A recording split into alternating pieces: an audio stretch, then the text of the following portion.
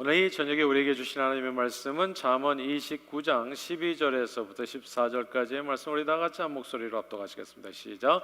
관원이 거짓말을 들으면 그의 하인들은 다 악하게 되느니라. 가난한 자와 포학한 자가 섞여 살거니와 여호와께서는 그 모두의 눈에 빛을 주시느니라. 왕이 가난한 자를 성실히 신원하면 그의 왕위가 영원히 견고하리라. 아멘. 안데르센의 창작 동화에 벌거숭이 임금님이라고 하는 제목의 이야기가 있습니다. 옛날에 늘 화려한 옷을 좋아하는 허영심 많은 임금님이 계셨습니다. 어느 날 임금님에게 입을 자격이 없고 어리석은 사람의 눈에는 보이지 않는다고 하는 신기한 옷을 만들어주겠다는 사기꾼 두 명이 재봉사 둘이 나타나게 되지요. 임금님은 그 사기꾼들에게 큰 돈을 주면서 작업실을 만들어주고 신하들에게 두 사람이 작업하는 것을 살피라고 이제 명을 내립니다. 근데 아무리 보아도 이 신하들의 눈에는 보이는 게 없어요. 옷이 없어요. 근데 뭐 옷을 만드는 척은 하는데 근데 눈에 보이는 옷감도 없고 아무것도 없는 겁니다. 근데 신하들은 자기들의 어리석음이 탄로날까 봐 두려워서 모두 멋진 옷이 만들어지고 있다고 거짓말을 했습니다. 그러니까 임금님이 이제 이렇게 어떻게 옷이 되어가고 있냐 물어보면 이 신하들은 이제 거짓말을 한 겁니다. 옷이 잘 만들어지고 있다고. 근데 시간이 지나고 이제 이 재봉사들이 임금에게 옷이 완성되었다고 입어볼 것을 권하게 되었고, 옷이 자기 눈에 전혀 보이지 않았지만은 멋진 옷이라고 이 신하들이 거짓말을 하는데 이 거짓말을 또 이제 들은 거죠, 임금님이. 그래서 임금 역시 이제 거짓말을 듣고 자기 어리석음을 감추기 위해서 옷이 보이는 척 행하게 됩니다. 결국 임금은 입을 자격이 없고 어리석은 사람에게는 이 보이지 않는다는 이 새 옷을 입고 거리 행진을 하게 되는데, 그 모습을 지켜본 한 어린 꼬마가 임금님이 벌거벗었다라고 외치면서 소리치면서 이제 모든 것이 이제 드러나게 되는 것입니다. 그제서야 모두 속은 것은 이제 알아차리게 되는 거죠. 보세요, 지도자가 참된 말이 아니라 악한 자들이 말하는 거짓에 귀를 기울이면 그를 따르는 멀쩡한 사람들도 다 악한 자들이 됩니다. 오늘 본문의 말씀이에요. 잠언 29장 12절을 다시 한번 읽겠습니다. 12절 읽겠습니다. 시작. 관원이 거짓말을 들으면 그의 하인들은 다 악하게 되느니라. 거짓말, 가문이설, 부풀리거나 줄인 얘기들, 이런 얘기를 좋아하면 내 귀에 듣기 좋은 얘기들이 있잖아요. 그런 얘기들을 듣기 좋아하고 진실에 자꾸 눈을 감으면, 그래서 사람들은 진리를 들으려고 하지 아니하고 자기가 듣고 싶어하는 얘기를 듣는다는 얘기가 있잖아요. 그래서 서로 대화하다 보면은 참 놀라운 것을 발견하게 되는데, 상대가 듣고 싶은 얘기만, 내 얘기 가운데 듣고 싶은 얘기만 추려서 들었다는 것을 알게 될 때가 되게 많거든요. 그러면 이제 이게 편향되고 왜곡되는 그런 일들이 벌어지게 되는 겁니다. 편향되고 왜곡되면 그걸로 끝나는 것이 아니라 또 패를 나눠가지고 싸우게 되죠. 확증 편향이라고 하잖아요. 좌로 우로 갈라져 가지고 제대로 된 이 사물을 분별하지 못하고 서로 자기가 옳다고 싸우는, 그래서 나라가 쉴 틈이 없는 것입니다. 관원이 거짓말을 들으면, 듣고 싶은 얘기만 들으면 그를 따르는 하인들은 다 악하게 된다. 오늘 본문의 말씀입니다. 여러분, 이 말씀을 마음에 꼭 새기세요. 지혜롭게 살 필요가 있지요. 성경은 온통 지혜에 대해서 얘기하는데, 지난 6월 3일에 우리 대한민국에서 치러진 제9회 전국 지방선거에서 일부 지역 투표소에서 투표용지가 부족한 일이 발생했습니다. 그리고 선거 당일에 그 집계 수치와 최종 전산 수치 간의 불일치가 다소 확인되는 바람에 이제 논란이 제기되었지요.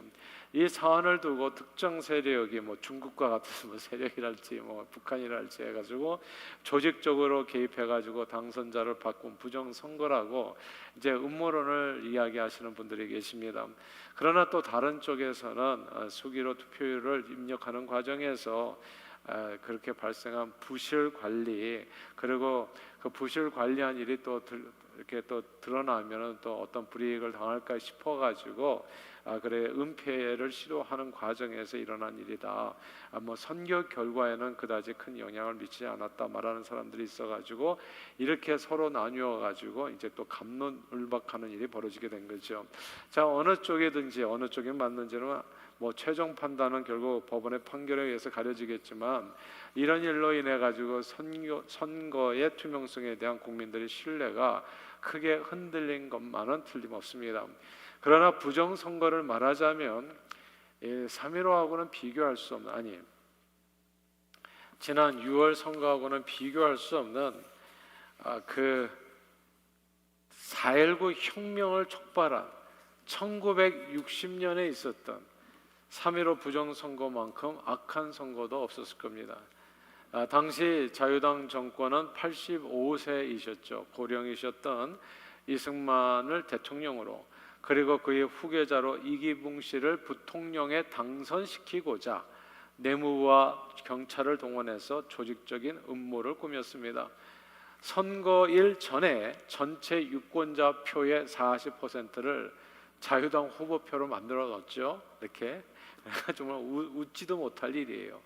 그러니까 우리 대한민국이 그런 나라였어요. 사실은 하여튼 40%를 자유당 후보표로 미리 투표함에 다 채워놓고, 그리고 선거의 투표지를 확인하면서 서로의 이제 투표지를 갖다 들어오고 나가는 사람들 확인하면서 자유당에 찍도록 감시했고, 야당표들이 없었겠으면 당연히 있지요. 근데 자유당 표로 다 바꿔버리고 어떤 경우에는 아예 투표함 자체를 통째로 교체하기도 했습니다. 그래서 이제 이렇게 하고서 개표를 해보니까 어떻게 돼요? 이승만과 이기붕 씨의 득표율이 거의 100%에 육박하게 된 거예요. 이 민주주의 나라에서. 그러니까 이 부정의 증거가 너무나 노골적이잖아요. 그래서 당시 내무부 장관은 이거 너무나 노골적이니까 이거 안 되겠다 해가지고 이게 좀 표를 깎아가지고 이승만 88%, 이기붕 79%의 수준으로 표를 깎아서 발표토록 다시 지시할 정도였던 겁니다. 자유당 정권에 몸담았던 인사들이 이토록 진짜 한 사람도 빠짐없이 썩고 썩어서 정말 악인들이었던 까닭이 있습니다. 그것은 이승만 대통령이 그들의 거짓말을 언제나 고지곳대로 듣고 따랐기 때문입니다. 오늘 말씀 그대로예요, 여러분. 그 관원이 거짓말을 들으면 어떻게 된다고요? 그의 하인들은 다 악하게 된다고요.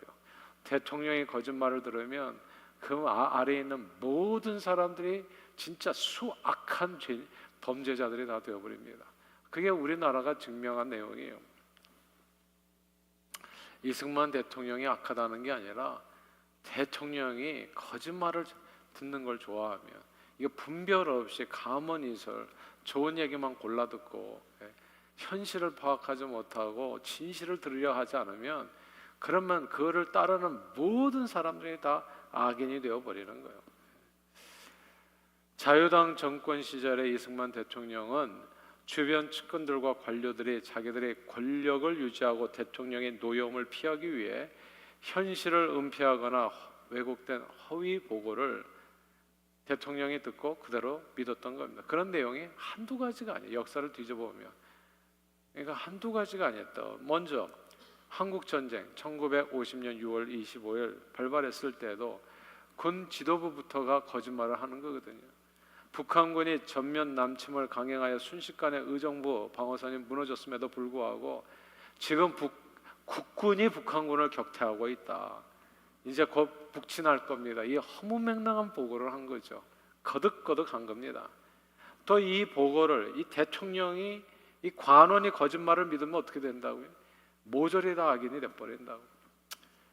이런 거짓된 보고를 믿은 이승만 대통령과 정부는 초기 전황 파악에 실패하여 수도 한강다리 조기 폭파시켰잖아요.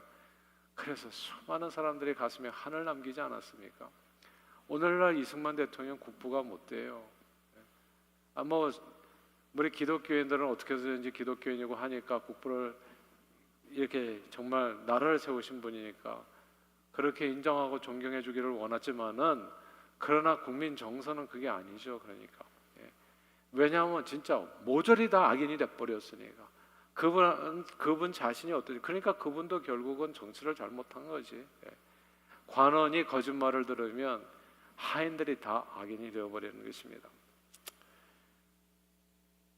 그래서 큰 혼란과 고통을 주게 됐죠. 그때 한이 맺힌 사람들이 지금까지도 소리를 지르는 거잖아요. 절대 그 정부를 인정할 수 없다고. 그러니까 또 나오잖아요. 지금 정부, 우리 대한민국 정부의 정통성을 1919년으로 하자고. 1948년에 이승만 정권을 인정할 수가 없다는 얘기예요. 그게 참 안타까운 일이 아닐 수가 없습니다. 그러니까 이 오늘 본문을 정말 잘 마음에 새기세요. 이게 이승만 대통령만이 문제가 아니에요. 우리도 마찬가지입니다.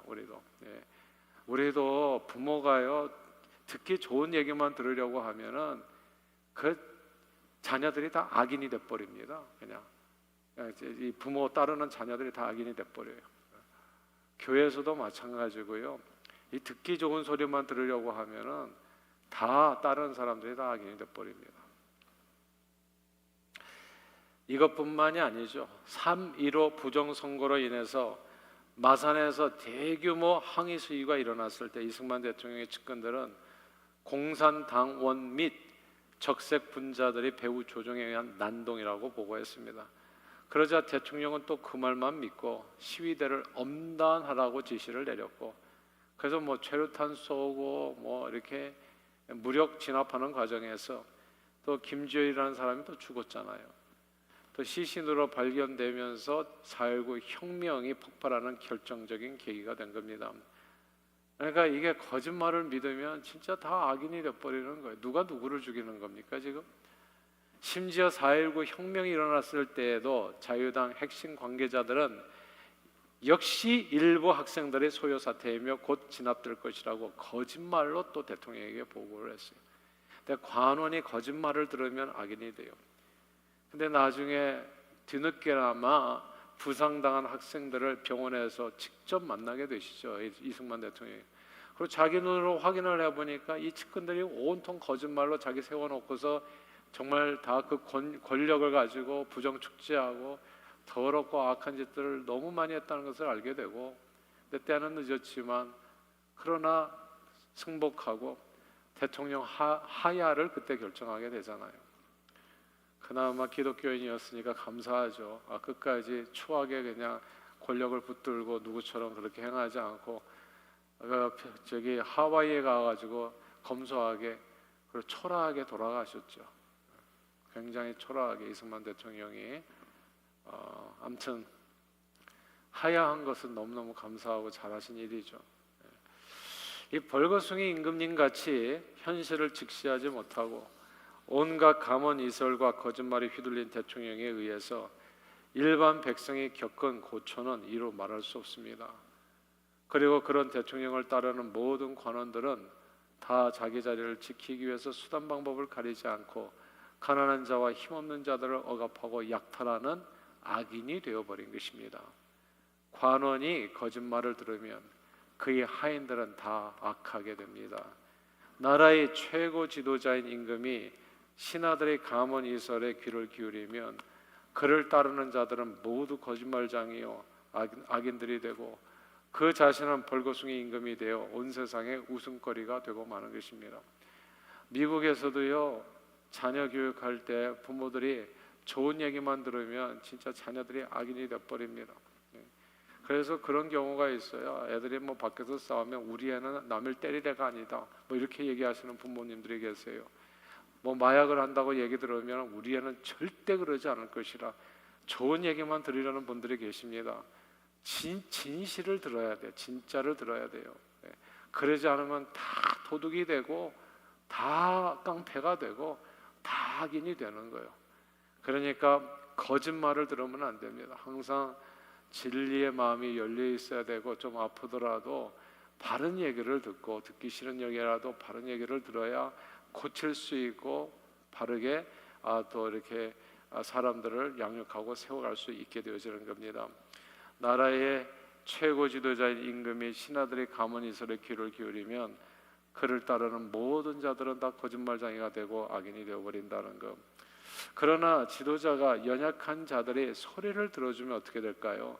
그의 지도력이 견고하게 서게 되어집니다. 그러니까 때로는 이제 대통령에 나오시는 분들에게 그런 질문할 때가 많잖아요. 요즘 라면 얼마에 팝니까? 뭐 이런 질문들. 예. 그리고 뭐 김치 한 단에 얼마입니까? 근데 뜻밖에도 모르는 사람들이 되게 많잖아요. 그러니까 이거는 한 번도 민생은 생각해보지. 맨날 백화점에서 비싼 거 사고, 그러니까 가격을 알아맞히지를 못하잖아요. 그러니까 맨날 그 권력자들과 같이 이렇게 돌아다니다 보니까 정말 어렵게 사는 사람의 심정을 모르잖아요. 그러면 어떻게 되겠습니까? 그러면 이제 다 악인이 되어버리는 거예요. 예. 근데 지도자들이 연약한 자의 소리를 들어주면 그의 지도력이 견고하게 서게 됩니다. 오늘 본문 얘기예요. 14절 한번 같이 읽어볼까요? 14절 읽겠습니다. 시작. 왕이 가난한 자를 성실히 신원하면 그의 왕위가 영원히 견고하리라. 아멘. 왕이 가난한 자를 성실히 신원하면, 왕이 자기 측근들이 말하는, 그러니까 권력자들이잖아요. 그리고 이미 뭐 이렇게 자리를 다 잡은 사람들, 그러니까 저 가만 보니까 뭐 저기 뭐 한국이 좀 재밌더라고요. 다 보니까 뭐 장관 되고 다 그러는데 장관도 다 그만둬 버리는 게, 뭐 장관 되는 사람은 집을 팔아야 된다고 그러니까 아예 그냥 장관직을 그만둬 버리잖아요. 집을 붙들고. 예. 이렇게 있는 사람들, 풍성한 사람들, 많이 있는 사람들 사이에 이 구중궁궐이라고 하나? 그런데 대통령이 딱 갇혀 있으면은 백성들이 소리를 못 듣는 거예요. 우리 윤석열 대통령이 그러셨고, 그리고 그 전에 박근혜 대통령이 그랬잖아요. 그러니까 백성들의 아픔을 못 알아주지를 못하게 되니까 가난한 자를 성실히 신원해 줘야 되는데, 그 아픔을 알고 고통의 소리를 듣고 그리고 그 아픔을 해결해 주는 마음이 있어야 되는데, 그러지 않으면 어떻게 되겠어요? 그냥 맨날 자기 주변에 있는 권력자들의 얘기나 듣고 사람 세우는 데가 저기 이렇게 마음이 빼앗겨 가지고 같이 나눠 먹기 식으로 간다면, 그러면 이제 악인이 되는 거죠. 그러나 오늘 본문의 말씀처럼 왕이 그 권력을 가지고 힘을 가지고 연약한 자를 붙들어 주고 그들을 신원해 주면 그의 왕위가 영원히 견고하리라 말씀하는 겁니다. 가정에서도 보니까 자녀들이 형과 아우가 있고 뭐 형제들이 여럿 있으면은 그거를 잘 해줘야 되더라고요.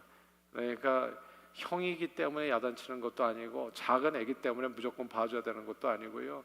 이걸 잘 해야 되더라고요. 형이 권세를 가지고 작은 애를 갖다 괴롭힌다든지 하면 그걸 바로 잡아주는 게 부모가 해야 될 일이고, 이제 이런 내용들이 있어요. 그렇지 않으면 이 왕위가 영원히 서지를 못합니다. 그런데 가정에서 부모가 이 일을 잘하면 왕위가 견고히 섭니다. 부모를 존경해줘요, 자녀들이. 근데 이런 일을, 연약한 자를 성실하게 신원해주는 일을 갖다 실패하게 되면 그 지도력에 이제 결국은 인정을 받지 못하게 되는 거죠. 어려움을 겪게 되어지는 겁니다. 왕이 자기 측근들이 말하는 거짓 감언 이설에 귀를 기울여서 권력자들의 편에 서서 그들의 배를 채우는 일에 자신의 권력을 낭비하는 것이 아니라 연약한 백성들의 삶을 살펴주고 그들의 고통에 귀를 기울이고 김치 한 단에 얼마에 파는지 알고 그들의 삶의 문제를 해결해 주기 위해서 자기에게 주어진 권위를 사용하게 된다면 그의 왕위가 영원히 견고하게 된다는 하나님의 말씀인 겁니다. 이게 여러 가지로 적용할 수가 있는데요. 다윗 왕의 경우를 들어볼게요. 다윗 왕은 부하들을 전쟁터에 보내고 혼자 뒤에 남아서 할 일 없이 궁정일을 거닐다가 충성된 신하 우리아의 아내인 밧세바를 탐하여 간음죄를 저지르게 되죠. 그리고 자신의 죄가 탄로날까 두려워서 요압 장군을 시켜서 차도 살인을 저지르게 됩니다. 지도자가 이제 악한 생각에 빠져서 행하게 되면 그를 따르는 자들도 모두 악하게 됩니다. 악을 행하는 일에 공범이 됩니다. 보세요. 이런 게 비밀이 없기 때문에 다윗의 가족들이 몰랐을까요? 자기 아버지가 어떻게 행동한 거? 어느 날 새엄마라고 해가지고 밧세바가 오는데 그 밧세바가 누군지 몰랐겠어요? 그러니까 이게 부모가 정말 행동을 똑바로 해야 되는 게, 정말 자녀들의 삶을 망가뜨리기 싫다면은 말하는 것도 좀 조심해야 되고 행동도 조심해야 되고, 절대로 남자들은 밖에서 딴짓을 해서는 안 돼요. 예. 그러면 그게 최고로 나쁜 짓이더라고 보니까. 예. 최고로 나쁜 짓. 가정을 깨는 일을 절대로 해서는 그 어떤 것으로도 변명이 안 돼요. 그러니까 성경에 보면 경건한 자손을 얻게 하려 함이라라는 말씀이 나와요. 이혼하지 말라. 그러니까 과거에는 이혼이 여자를 버리는 행동이었습니다. 구약 성경 시대에. 그러면 너는 경건한 자손 얻기는 포기해라. 그러니까 자식들이 반드시 망가지게 된다는 것을 얘기해줘요. 그러니까 이게 되게 무서운 일인데, 아무튼 다윗 왕이 그랬었다는 얘기예요. 다윗 왕이. 그러니까 이제 자식들이 다 봤잖아요. 큰 아들도 보고 작은 아들도 보고 다. 그러니까 원투들이, 첫 번째 아들이 암논이고 두 번째가 아도니아, 세 번째가 압살롬인데 이 원투들이가 다 죽습니다. 그러니까 이게 정말 부모가 얼마나 무서운지 모르겠어요. 예. 가면 갈수록 자식들이 잘못되는 것은 내 잘못 때문이라는 생각도 많이 들고, 그러니까 정말 하루하루 좀 조심스럽게 살아야 된다. 앞서가는 그 발걸음이 뒤에서 따라오는 사람이 있기 때문에 모조리 다 악인이 되어버리는 겁니다. 다윗은 얼마 후에 못된 짓 하고 나서 자기 차도살인하고 나서 아예 밧세바를 궁으로까지 데려와서 자기 아내로 삼잖아요. 그때 나단 선지자가 나타나지 않았으면 어땠을까 싶어요. 나단 선지자가 다윗 왕을 찾아와서 이렇게 말하죠. 한 성읍에 두 사람이 있는데 한 사람은 부하, 한 사람은 가난한데, 부한 사람은 양과 소가 심이 많지만 가난한 사람은 아무것도 없고 자기가 사서 기르는 작은 암양 새끼 한 마리뿐인데, 부자에게 한 손님이 찾아왔을 때 이 부자는 자기 많은 양과 소 중에서 잡지 아니하고 가난한 사람이 단 하나뿐인 양 새끼를 뺏어서 그래서 손님을 대접했다, 이렇게 고하는 겁니다. 그러자 다윗이 그 사람에 대해서 무척 노하지요. 그래서 나단에게 이르기를 여호와의 살아계심을 두고 맹세하노니 이 일을 행한 그 사람은 마땅히 죽을 자라. 그를 불쌍히 여기지 않고 이런 일을 행하였으니 이 양새끼 적어도 4배는 갚아줘야 된다, 이렇게 선언합니다. 그때 나단이 하던 말, 당신이 바로 그 사람이라. 네가 하나님의 말씀을 업신여기고 하나님 앞에서 악을 행하여 칼로 햇사람 우리아를 쳐 죽이고 그의 아내를 빼앗아 네 아내를 삼았기에 칼이 내 집에서 영원히 떠나지 않으리라. 하나님의 말씀을 전합니다. 이 나단 선지자의 혹독한 책망에 다윗이 놀랍게도 변명하거나 반발하지 않습니다. 왕인데도 불구하고 그냥 마음에 안 든다고 헤롯처럼 죽여버리면 되잖아요. 세례 요한이 뭐라고 얘기하니까 그냥 목을 잘라버리면 되는 거 아니겠습니까? 그 헤롯도 나중에 어마어마하게 또 이제 실각하고 이제 나중에 비참하게 죽음을 맞이하게 되는데, 아무튼 그렇게 하면 되는데 다윗은 변명하지 않고 반발하지 않습니다.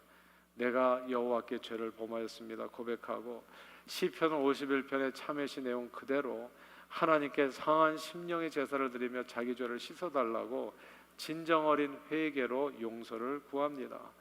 다윗은 얼마든지 세상 왕들이 그러하듯이 자기에게 주어진 왕의 권세로 자기 일을 합리화시키고 이런 일쯤은 하고 무시하고 넘어갈 수도 있었을 거예요. 그러나 다윗은 연약한 자 우리아와 그의 아내 밧세바에게 범한 죄를 성실하게 회개했습니다.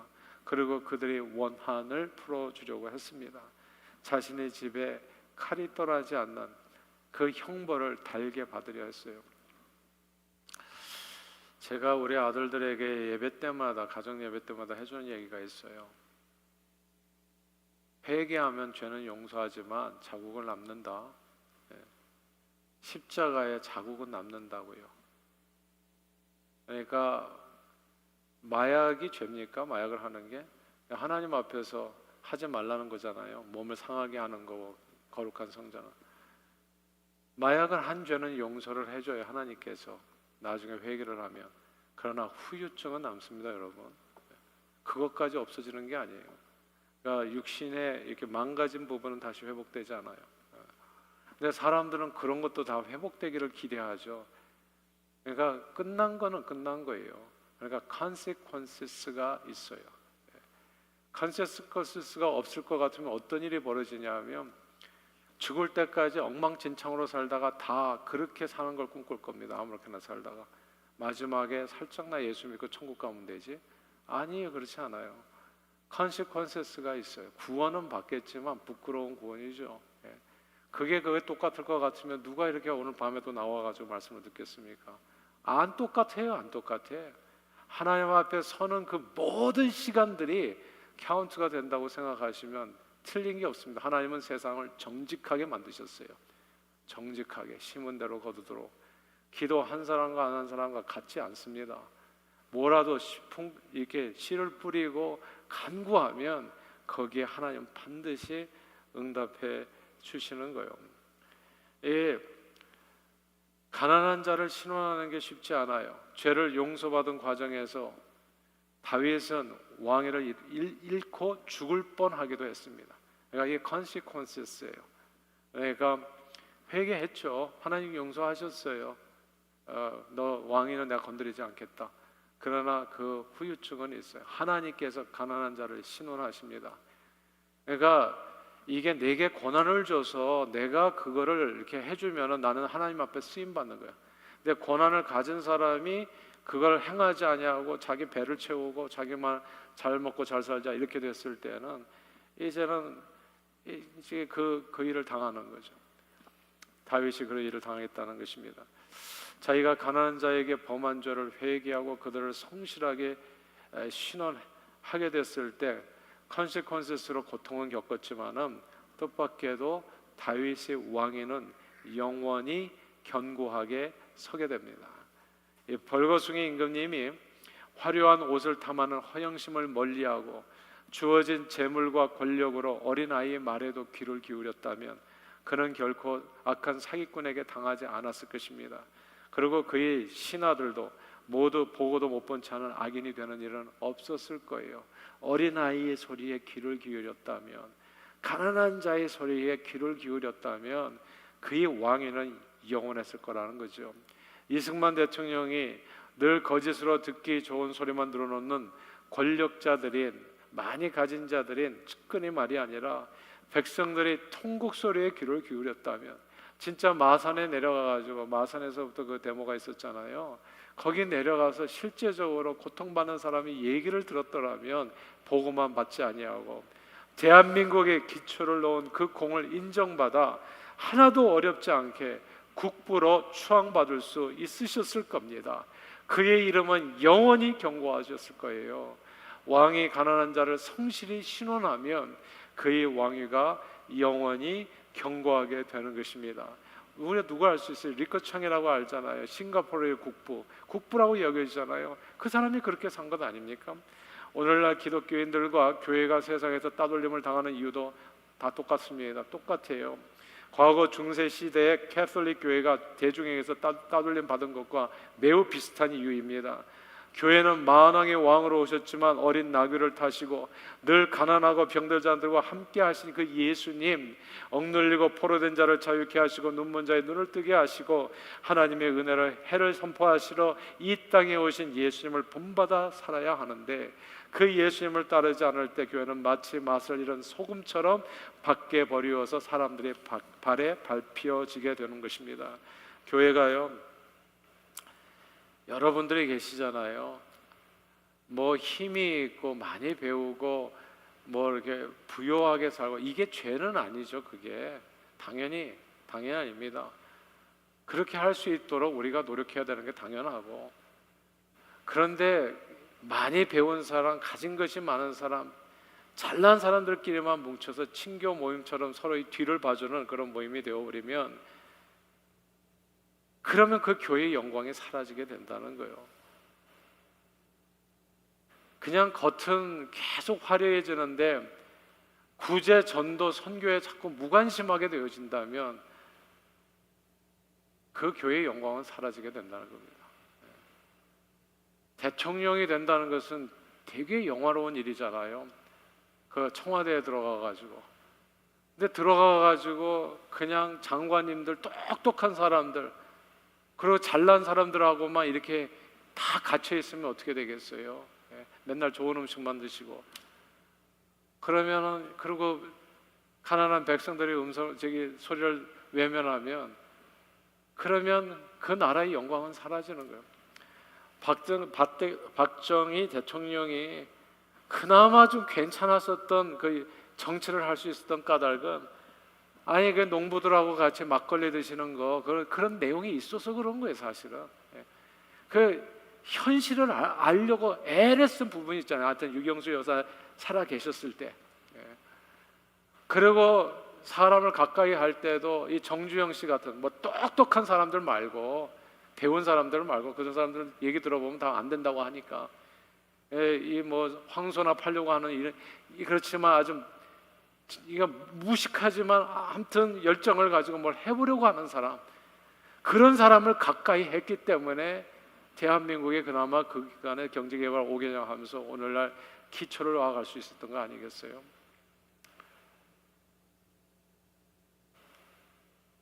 교회도 마찬가지고 나라도 마찬가지고 공동체도 마찬가지입니다.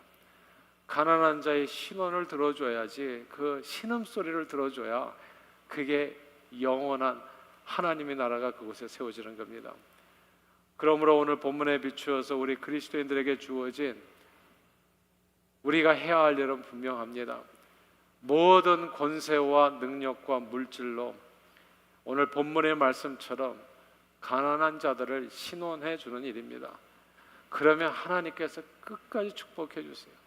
저는 우리 교회가 지금까지 살아남은 이유가 살아남았다 생각해요. 지금 뭐 한없이 없어지고 있는데 교회가 살아남았던 이유는 간단해요.